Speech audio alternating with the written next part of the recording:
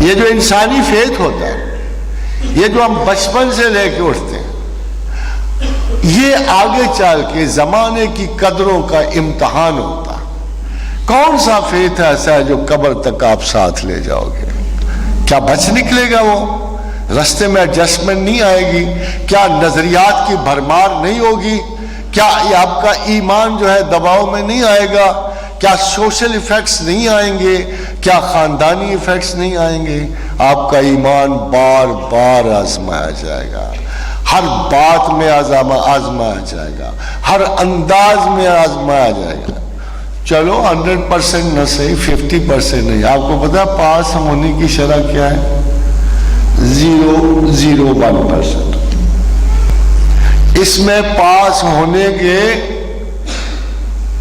یعنی امتحانات، اس امتحان میں سے نکلنے کے پاس ہونے کا معیار اتنا پست ہے کہ خیال آتا ہے کہ کوئی ایسا ہے نہیں جو اس امتحان میں پاس نہ ہو جائے۔ حدیث رسول ہے صلی اللہ علیہ وسلم، کنویں میں پاؤں لٹکائے بیٹھے تھے۔ حضرت ابو ذر غفاری سے کہا کہ مجھے خدا نے ایک بات کہی، اور کہا کہ جس نے دل سے لا الہ الا اللہ کہہ دیا اس پہ دوزخ کی آگ حرام کر دی، ایک مرتبہ، جسٹ ونس۔ عجیب سی بات ہے، یہ دل سے کہنا کیسے ہوگا؟ with full trust and confidence in a moment where you are totally lost to Almighty Allah, with one finished sentence, oh God, I really believe you. See this one. ایک لمحہ، اس لمحے میں جہاں آپ کی پوری زندگی جو ہے مصری کی ڈلی کی طرح تپش محبت خداوند سے پگھل جائے، اور اس کے ہر ذرے میں آواز آئے، اے اللہ تو ہے اور میں تیرا بندہ ہوں۔ ایک لمحہ، وہ ایک سجدہ جسے تو گراں سمجھتا ہے، ہزار سجدوں سے دیتا ہے آدمی کو نجات۔ وہ ایک لمحہ، ایک کمٹمنٹ، مگر وہ کب آئے گی؟ اس خدا کو استعمال کرتے ہو، باہر آپ استعمال کرتے ہو، ہر گلی میں استعمال ہو رہا ہے، ہر مسجد کے محراب و ممبر پہ استعمال ہو رہا ہے۔ Who believes in him؟ کیا ہوا آپ کے ان سکولوں کو، ان درسگاہوں کو؟ ایک وقت تھا، دیکھیے بلیف کی بات ہے، ہنز نے حملہ کیا، ہنز انڈیا کی حکومت، مہاراج ہرش وردھن سے تھوڑی دیر پہلے، بڑا سخت حملہ۔ ٹیکسلا اور اجین کی یونیورسٹیوں میں 80,000 بدھ مت کے پیروکار تھے۔ ٹیکسلا میں، یہ جو آپ کے پاس ہے، یہ بہت بڑی یونیورسٹی تھی۔ ہیون سانگ ادھر سے گزرا تھا اور اس نے اس کی پوری ڈیٹیل دی تھی۔ اس وقت کے زمانے کے مطابق بدھزم کی جو ویلڈ ریلیجن تھا اپنے زمانے کا، مہاتما سدھارتھا بدھا کا جو مذہب تھا، جو ایک واقعی اصلی مذہب تھا اس وقت کا، جیسے پروردگار نے کہا کہ ہم نے قومیں تباہ نہیں کی جب تک ان کی طرف پیغمبر نہیں بھیج لیے، الا بلسان قوم ہی، اور انہی قوموں کی زبان میں۔ اور اس وقت کا پیغمبر مہاتما سدھارتھا بدھا تھا، اس کے پیروکار تھے۔ 80,000 تھے۔ جب مہرگل اور تورمان نے حملہ کیا، وہ ٹیکسلا پہ پہنچے۔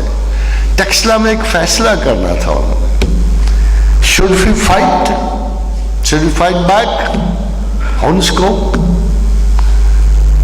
تو آپ کو پتا ہے کہ فیصلہ کیا ہوا کہ مہاتما نے ہمیں عدم تشدد کی تعلیم دی، ہمیں اس زندگی میں اپنی جان کے تحفظ کی بجائے ایک اپنی جان کو اس پیسیفزم پر، امن پہ قربان کر دیا۔ 80,000 Buddhist were killed in that university, 80,000 بدھ مارے گئے۔ سال انہوں نے گرا دیے، اگلوں نے قتل کیا اور چلتے بنے۔ خواتین حضرات، قطع نظر اس کے کہ یہ ایٹیچیوڈ ہمیں ہمارا مذہب نہیں دیتا، We got to fight back. اگر تم برابر کا بدلہ لو تو ٹھیک ہے, اگر معاف کر دو تو بہت بڑی بات ہے, مگر برابر کا بدلہ لو تو ٹھیک ہے. مگر کوشچن یہ پیدا ہوتا ہے کہ کم از کم 80,000 مذہب کے طالب علموں نے اپنے پیغمبر کی بات پر کتنا پختہ یقین رکھا تھا, کتنا پختہ یقین رکھا تھا. That's why اس زمانے میں مہاتما بدھ کے ملک کہاں, کپل وستو کہاں, اور آج آپ ساؤتھ ایسٹ ایشیا میں جہاں بھی نکل جائے تو آپ کو بدھزم نظر آتا ہے. اس مذہب کی اپیل اتنی تھی. اور صحرائے عرب سے, تپتی ہوئی صحراؤں سے ایک آواز پھر اٹھی, اتنی بیلنسڈ, اتنی شاندار, اتنی خوبصورت. پرسوں مجھے مالی کے ایمبیسڈر سے ملاقات, میں نے ان سے ویسے ہی پوچھا تو کہنے لگے کمال لوگ تھے جو وہ آئے ہوں گے, جو پہلے آئے ہوں گے, کمال لوگ تھے. بزنس مین, ہمارے ہاں بزنس مین سب سے مردود طبقہ سمجھا جاتا ہے. آپ کو نہیں کہہ رہا, ایٹیچیوڈ کے لحاظ کہ انہوں نے پیسے کمانے ہیں, انہوں نے نہیں خیال کرنا غریب امیر کا, ہر صورت انہوں نے مال کمانا ہے, جبرن کمانا ہے, اہلن اور سہلن کمانا ہے, جیسے چاہنا ہے کمانا. They won't take any regard. کہا جاتا ہے کہ بزنس مین جو ہیں ان میں یہ اہلیت نہیں ہوتی خدا خوفی, خدا ترسی. They are more interested in money and money and money. So, تو انہوں نے کہا حیرانی کی بات ہے, کیا کردار ہوگا ان بزنس مینوں کا, ایک ایک دو دو, جو مالی, جو سرادیپ پہنچے, جو سری لنکا پہنچے, عجیب لوگ, کمال کے لوگ تھے. ان کے کردار کو دیکھا ان لوگوں نے, عجیب نظر آئے, یہ کوئی الہیاتی مخلوق نظر آئی ان کو. آج جتنا اسلام ہے انڈونیشیا سمیت تمام ساؤتھ ایسٹ جتنا اسلام ہے, ان صاحب کردار بزنس مینوں کی وجہ سے. حیرانی کی بات, وہاں مجاہد نہیں پہنچا, کوئی شمشیر بکف نہیں پہنچا, کوئی دلاوران صف شکن میں سے نہیں پہنچا, کوئی بڑا سپہ سالار نہیں پہنچا, کوئی فوجی نہیں پہنچا.